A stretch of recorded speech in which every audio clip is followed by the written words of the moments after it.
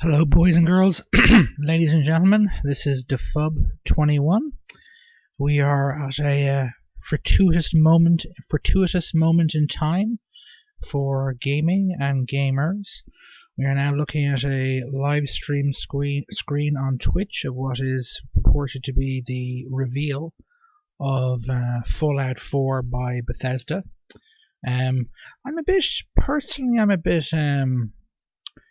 This is a bit odd.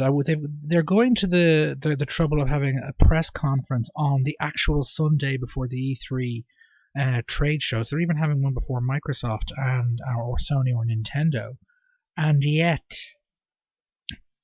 they appear to be about to reveal their. I would think this would be the big reveal moment, for the actual press conference on the Sunday. But they appear to be planning on revealing the game now. So I thought I would watch it as it goes live and record it, and you can therefore see my reaction to it first time I'm seeing it, and I'll give you my opinions during and after.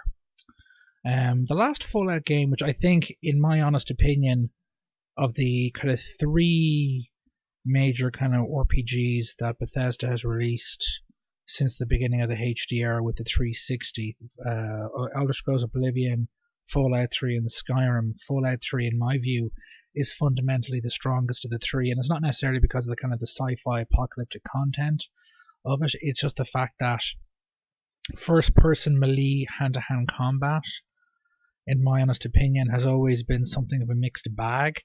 Neither Bethesda nor anyone else, in my honest opinion, has successfully perfected it in terms of being able to judge distances, know where you're actually going to hit someone.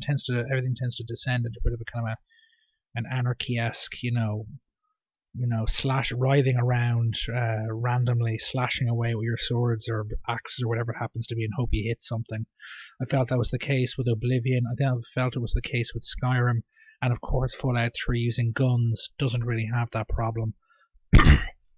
I also kind of like the VAT system, pardon me for coughing, because it kind of allowed for more strategy.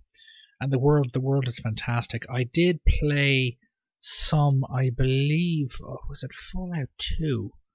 But I can't. One of the original RPG versions where you look top down.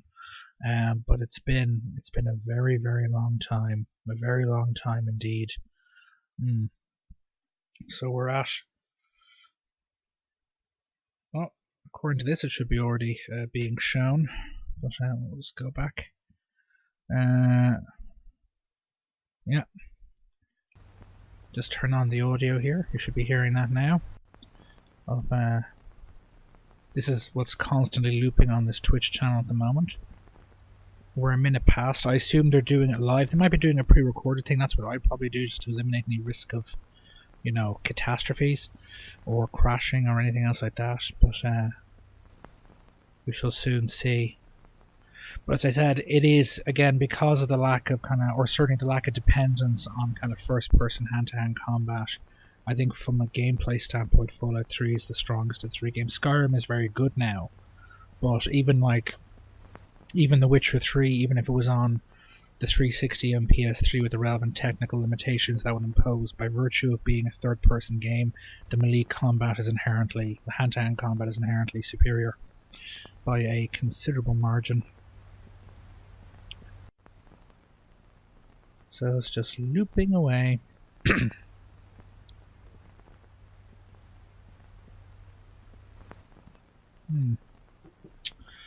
There's a little bit of a fizzy pop there.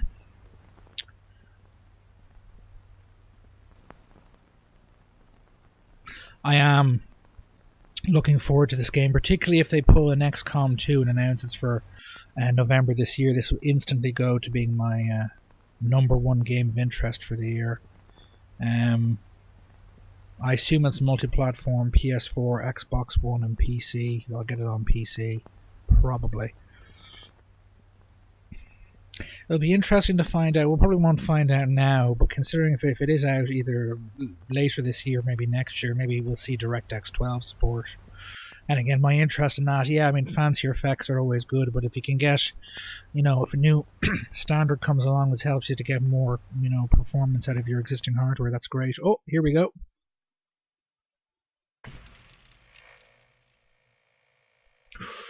It's the same thing again.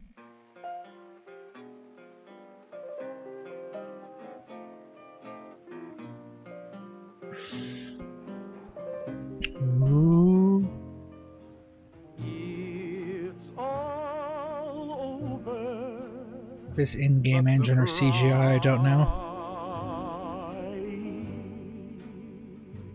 With the world poised on the brink of war, Vault-Tec is reporting a record number.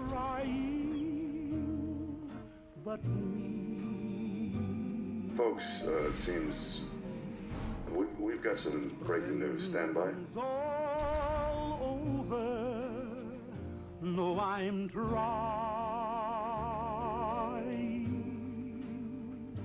I think this is an engine. The dog doesn't quite look good enough to be pure CGI. How much I care for you. We seem to have lost contact with our affiliate stations. Stand by. We do have coming in confirmed reports of nuclear detonations. My God. Our soldiers were right. War. This is an engine, alright. War never changes.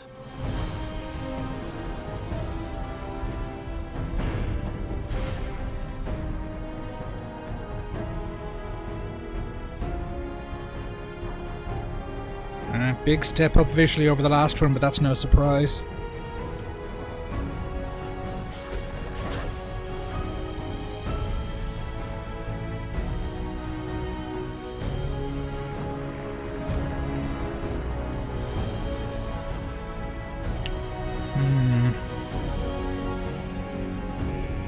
There's somewhat less apocalyptic-y than the last one. Certainly that city looked much more developed and built up than I have seen in the previous games.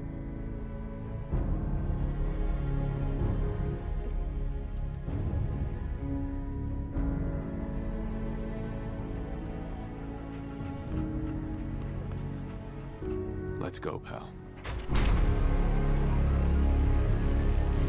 Fallout 4, hooray!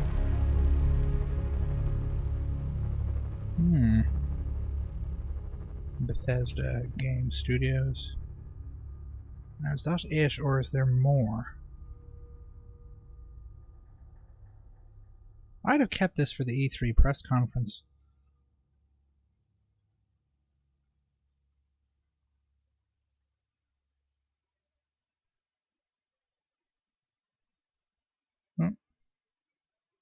Is it going to be on a loop, or is it something else? This may be on a loop. Yeah, I think it's on a loop. It's all over, but the cry. With the world poised on the brink of war, Vault-Tec is reporting a record number.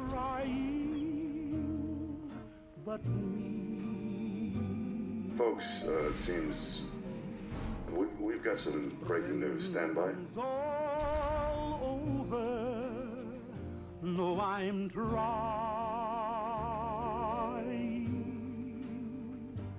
to forget about.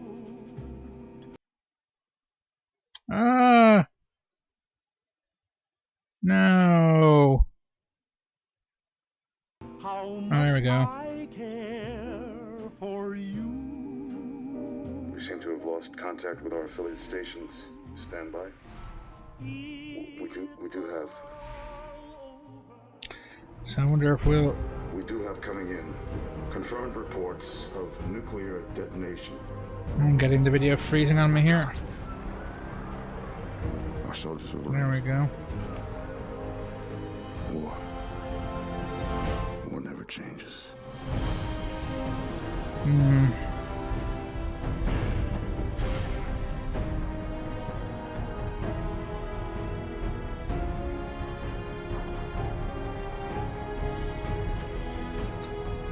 It's an awful lot less brownish grey than the previous game was, but that's what you get. We get more advanced art assets and, you know, much more powerful hardware.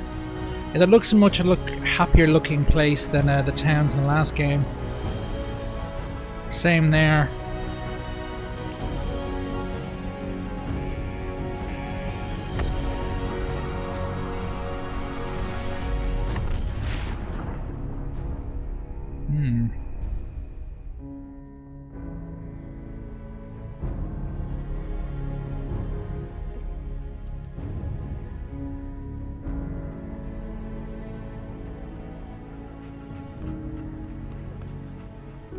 Let's go, pal.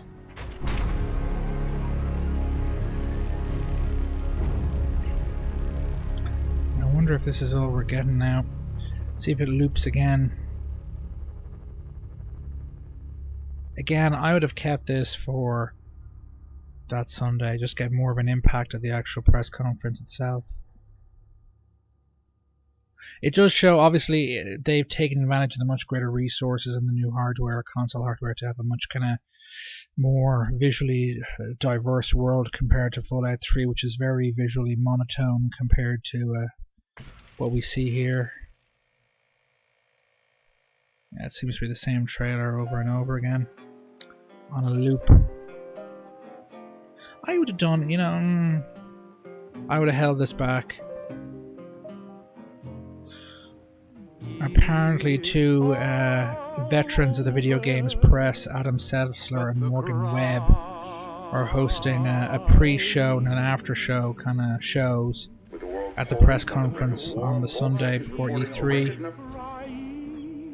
Right, I think I'll just mute that there. Well, as you can see, yeah, I mean, the previous game was visually, again, as I said already, much more monotone in terms of its looks. The color palette was much narrower, which, you know, again, may have been necessitated by the restrictions of the hardware, both the 360 and the PS3. Which, to be perfectly honest, the Bethesda RPGs never really, you know, were never, or even Bethesda itself, never really got to grips with the PlayStation 3, certainly not compared to the 360. The split memory architecture is just inherently unfriendly to this sort of game. These kind of games are, you know, require as much memory in a single pool for assets and all the rest as possible, and the PlayStation 3 didn't have that. And they had continued. But I don't think any version of either of the three Bethesda RPGs was on the PS3 was a match for the 360 version, let alone superior for that reason. Yeah, much, you know, reds and blues. Didn't see those really in the last game at all. Again, more of that, the same. I mean, that city looks like it's almost completely rebuilt there, which is, you know, again, compared to the absolute devastation the previous game is saying something in terms of the gap in visuals. Nuka-Cola. And that's one of the kind of powered suits, combat suits you could get later on in the game in Fallout 3. And a dog. I didn't have a dog when I played through it. I may have accidentally shot and killed my supposed friend dog at the beginning of the game by accident and not realized it. But I didn't actually have one when I played it. Anywho, yeah, it's on a loop. I think I'll pause it there in a moment. That looks pretty good. Visually looks good. The question will be, of course, is obviously the huge increase in memory capacity over the previous gen games consoles, 360 and PS3, would allow for a much greater level of kind of diversity in the game's visuals. Whether or not they'd actually try to build a game that was larger in terms of physical scale, in other words, the environment you could travel around, would they actually build one that was actually bigger in scale, or just to the same scale and more complex, both visually and in terms of what's going on. And again, the advantage of the big jump in processing powers would allow for much larger, and RAM would allow for a much significantly increased number of NPCs, non-player characters, AI characters, in other words, compared to in the previous games. Certainly Fallout 3 compared to Skyrim and Oblivion was a lot less populated in terms of NPCs you could talk to and interact with, but that would be, post-apocalyptic, environment. That would be expected. I think this all looks like it's in game. Well, in engine at the very least. Maybe it's pre-rendered in engine. Maybe it's not. I would imagine.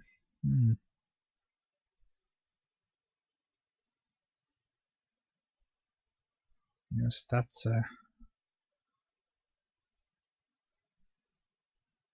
rendered in engine. That might have been, rendered in engine. So it's Vault 1.1. I don't know if there's any particular thing special or unique about that. I know in the within the universe, because I know there are a number of vaults that are numbers that are referred to in terms of what they were doing, what they were used for.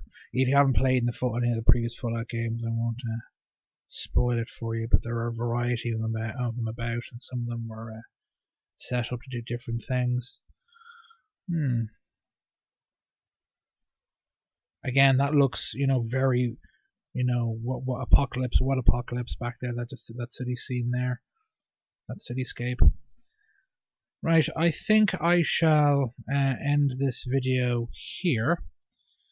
Don't want it to be too long. I've run it at, just for those who are wondering, at 30 frames, 1080p, just to keep the size of it small so I can upload it relatively quickly, and also because I doubt this is running at more than 30 frames a second on Twitch in terms of the video, so there's no real point running it at 60. Anyway, I think I was planning on doing my views on Square Enix/Eidos for E3 video. I might just go ahead and do a Fallout or a Bethesda one instead, based on what if any other information comes out today on this, because I'm sure there'll be an official website somewhere, something up and open soon. So this is Defub21.